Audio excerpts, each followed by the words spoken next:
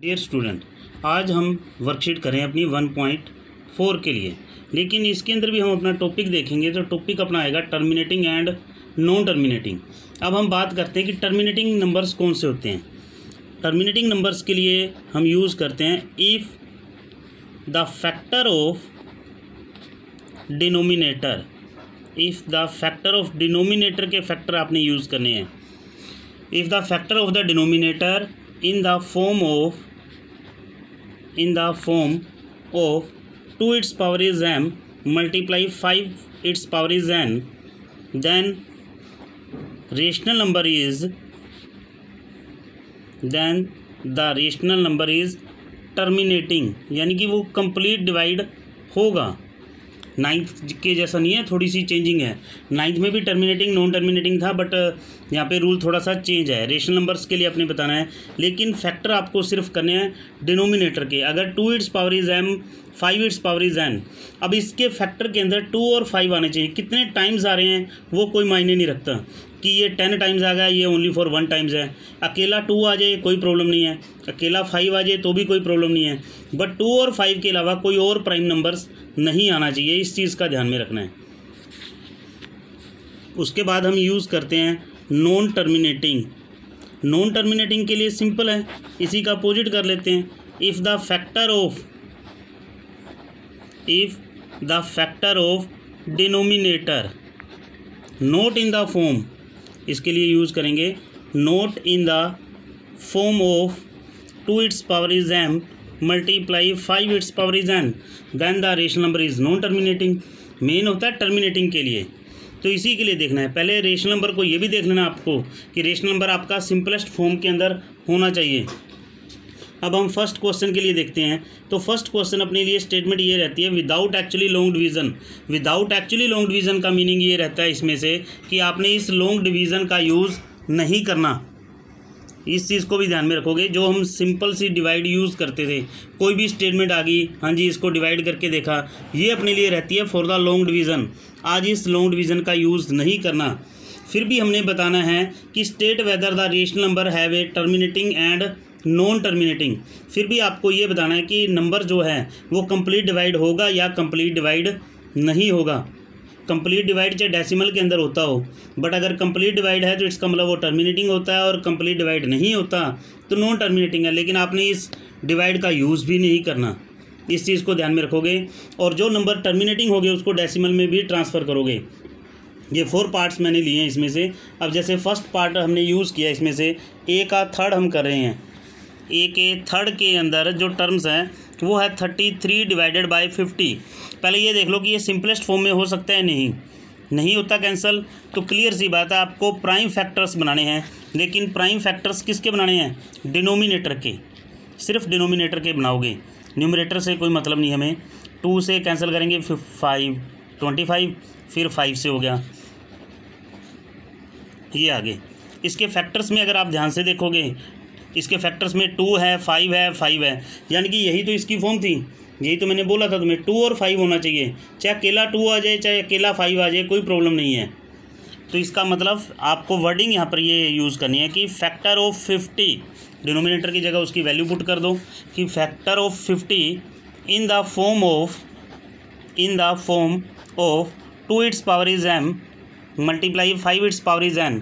ये भी fair work है अपना, इस चीज़ को ध्यान में रखोगे। देन 33 यानी कि रेशनल नंबर इज़ टर्मिनेटिंग, ये यूज़ करोगे। अगर ये नंबर टर्मिनेटिंग है 33 डिवाइडेड बाय 50, तो आपको इसको ट्रांसफ़र करना है इनटू द डेसिमल एक्सपेंशन कि इसका आंसर डेसिमल में क्या आएगा। लेकिन डिवाइड का यूज़ फिर भी नहीं करना। लेकिन यहाँ से देखिए 2 इसमें 1 टाइम्स आया है, जबकि 5 कितने टाइम्स आया है? 2 टाइम्स आया है। बस इनके नंबर्स को इक्वल करना है आपको, यानी कि 5 भी 2 टाइम्स है तो 2 भी 2 टाइम्स होना चाहिए, यानी कि एक बार 2 आपको और चाहिए, तो वो हमने यहाँ लिख दिया। इसकी मल्टीप्लाई करेंगे 66 डिवाइडेड बाय 100, तो बाय में 2 0 है, तो यानी कि 0.66। ये हो जाता है विदाउट लॉन्ग डिवीज़न का यूज़ करके, ये हमारा आंसर आ जाता है। नेक्स्ट क्वेश्चन हमने लिया है ए का ही 4th लिया हमने। इसमें स्टेटमेंट है 132 डिवाइडेड बाय 360। अगर हम इसी टर्म को लेकर अपना क्वेश्चन अटैम्प्ट करते हैं तो then our question is wrong, तो आपका क्वेश्चन रॉन्ग माना जाएगा। चाहे आपका आंसर टर्मिनेटिंग या नॉन टर्मिनेटिंग मैच भी कर रहा हो, लेकिन आंसर अपने लिए एक्यूरेट रॉन्ग रहेगा। अब इस टर्म के लिए देखिए, पहले इसको सिंपलेस्ट फॉर्म में बनाना है। ये भी 2 से कैंसिल हो सकती है, ये भी 2 से कैंसिल। 2 से कैंसिल करने पर 6, फिर 1 रहेगा यानी कि 66। इसको 2 से कैंसिल करेंगे 180, ये फिर 2 से कैंसिल होकर 33। इसको 2 से कैंसिल करने पर क्या आएगा 90। अभी भी अगर इस टर्म को देखेंगे तो ये 3 पर कैंसिल हो सकती है। 3 पर कैंसिल करने पर 11, ये आएगा 30। बट एक्यूरेट जो स्टेटमेंट है वो आपके पास क्या है 11/30। अगर आप 360 के फैक्टर्स बनाते हो डिनोमिनेटर में तो then your question is wrong. लेकिन फैक्टर्स बनेंगे किसके, इस 30 के बनेंगे। पहले स्टेटमेंट को आपको सिंपलेस्ट फॉर्म में करना है। 30 के अगर हम फैक्टर बनाते हैं तो ये आ गया 15, फिर 3 से किया 5। यहाँ पे 30 के फैक्टर से लिखिए। अब 30 के फैक्टर में देखते हैं 2 और 5 तो है, लेकिन एक प्राइम नंबर तो और आ गया, यानी कि ये फॉर्म तो नहीं बनी, तो इसका मतलब आंसर 9 में आ जाएगा। यहाँ पे वर्डिंग आप यूज़ करोगे, factors of 30 not in the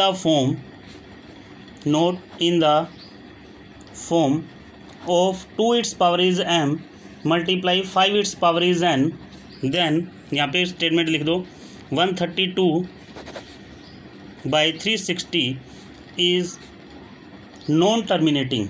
और जो क्वेश्चन आपका नॉन टर्मिनेटिंग होगा वो यहीं पर एंड हो जाएगा। इस चीज़ को ध्यान में रखो, उसको आप डेसिमल में ट्रांसफ़र नहीं करोगे। नेक्स्ट ए का 7th पार्ट लिया मैंने। इसमें से ए के 7th पार्ट के अंदर क्या है 129 divided by 2 its power is 2 multiply 5 its power is 7 multiply 7 its power is 5। अब इसके फैक्टर बनाने की ज़रूरत क्या है, इसके फैक्टर्स ऑलरेडी बने हुए हैं अगर आप ध्यान से देखोगे। यानी कि 2 कितने टाइम्स है 2 टाइम्स, 5 है 7 टाइम्स, 1 2 3 4 5 6 7, और 7 इसमें है 5 टाइम्स, 1 2 3 4 5। यहाँ तक सही है, ये भी सही है, लेकिन प्रॉब्लम किसकी आ गई, इसकी आ गई। यानी कि 2 और 5 के अलावा कोई और प्राइम नंबर आ गया तो देन क्वेश्चन है, यानी कि जो स्टेटमेंट होगी वो नॉन टर्मिनेटिंग होगी। तो यहाँ पर भी लिखोगे फैक्टर ऑफ 2, डिनोमिनेटर को लिखना है यहाँ पर 5 its power is 7 multiply 7 its power is 5 in not in the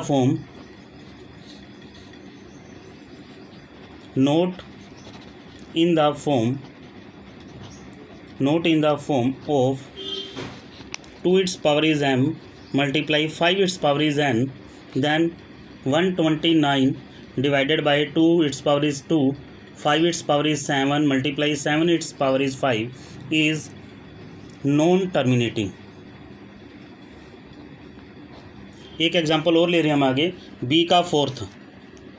B के 4th के लिए अगर हम यूज़ करते हैं 93 डिवाइडेड बाय, बी का 4th हम यूज़ करें इसमें 93 डिवाइडेड बाय, इसमें था 2 की पावर 3 मल्टीप्लाई 5 की पावर 2, 2 की पावर 3 मल्टीप्लाई 5 की पावर 2। अब इसमें से हम फैक्टर यूज़ करते हैं इसके, तो 2 की power 3 multiply 5 its power is 2। जब इसके फैक्टर हम यूज़ करते हैं तो 2 हमारे पास आएगा 3 टाइम्स, 5 इसमें आ गया 2 टाइम्स। अगर आप यहाँ से ध्यान में रखोगे तो सिर्फ क्या है 2 and 5 है, 2 and 5 है तो इट्स मीनिंग टर्मिनेटिंग है। तो यहाँ पे आप लिखोगे फैक्टर ऑफ, पहले कैंसिल चेक कर लिया करो अपना और कुछ नहीं, 2 की power 3 multiply 5 its power is 2 in the form of 2 its power is m multiply 5 its power is n, then 93 divided by 2 its raise 3 into 5 its raise is 2 is terminating. ये terminating के अंदर बन जाएगा। तो टर्मिनेटिंग में बन गया तो इट्स मीनिंग आप इसको ट्रांसफ़र करोगे इनटू द डेसिमल एक्सपेंशंस के अंदर।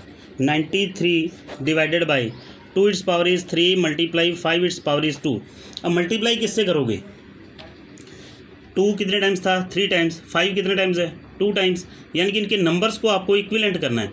यानी कि एक 5 आपको और चाहिए, एक 5 और चाहिए, तो ये भी 3 टाइम्स हो जाएगा, ये भी 3 टाइम्स हो जाएगा।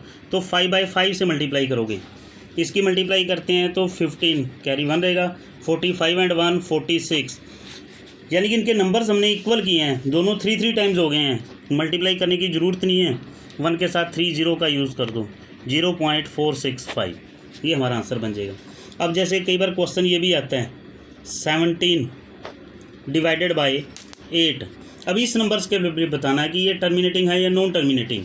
अब ये भी हमारा क्वेश्चन है जैसे, तो इसमें 8 के फैक्टर बनाते हैं, 8 के फैक्टर ये बनते हैं हमारे, ये बन गए। तो 8 के फैक्टर में क्या बन गया, 2 2 एंड 2 बन गया, ये चीज़ बन गई। 5 नहीं आया, तो 5 नहीं आया तो क्या करें, फिर क्या है, 5 नहीं आया, अकेला 2 भी आ जाए तो भी वो टर्मिनेटिंग के अंदर रहेगा।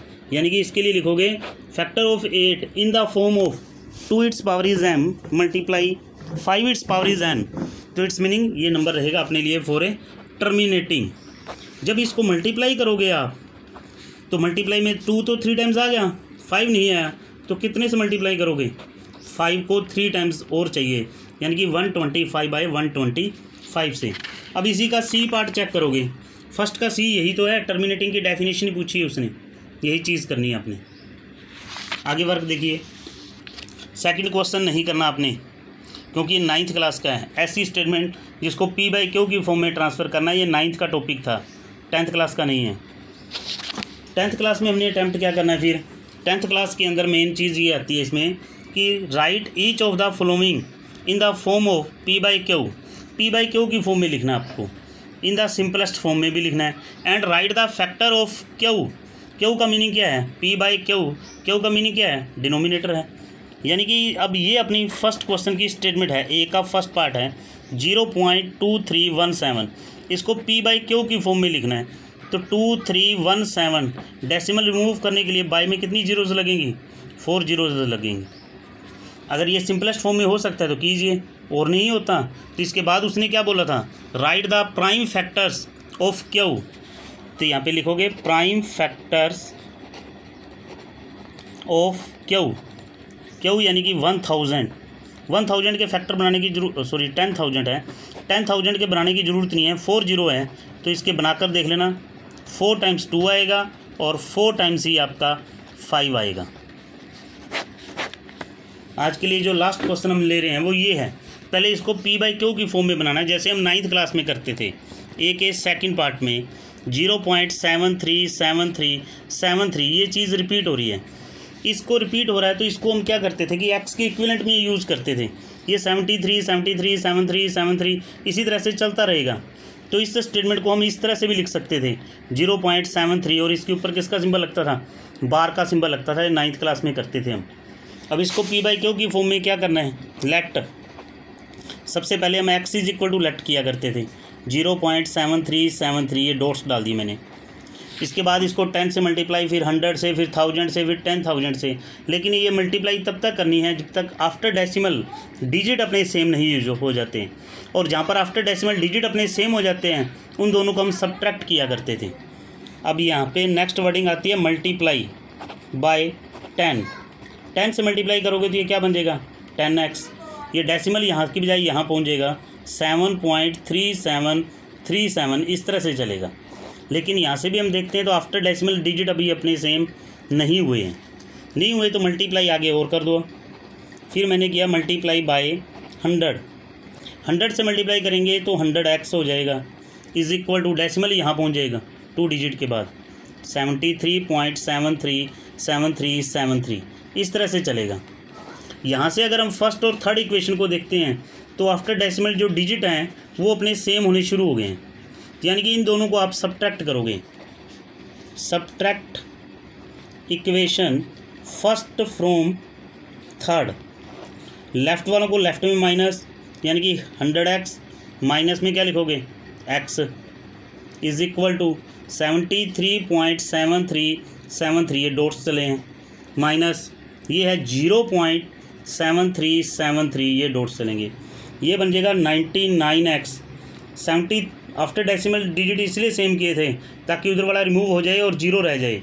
73 में से 0 को माइनस करोगे तो क्या रहेगा 73, यानी कि x इज इक्वल टू क्या आएगा 73 divided by 99, x is equal to आएगा 73 डिवाइडेड बाय 99। अगर ये रिमूव हो सकता है तो ठीक है, यानी कि p बाई क्यू की फॉर्म में ऑलरेडी हमने लिख दिया इसमें। और क्वेश्चन की स्टेटमेंट आगे और थी कि फैक्टर्स भी बनाने थे आपको, prime factors of Q, prime factors of 99। यहाँ आकर अपना क्वेश्चन एंड होगा।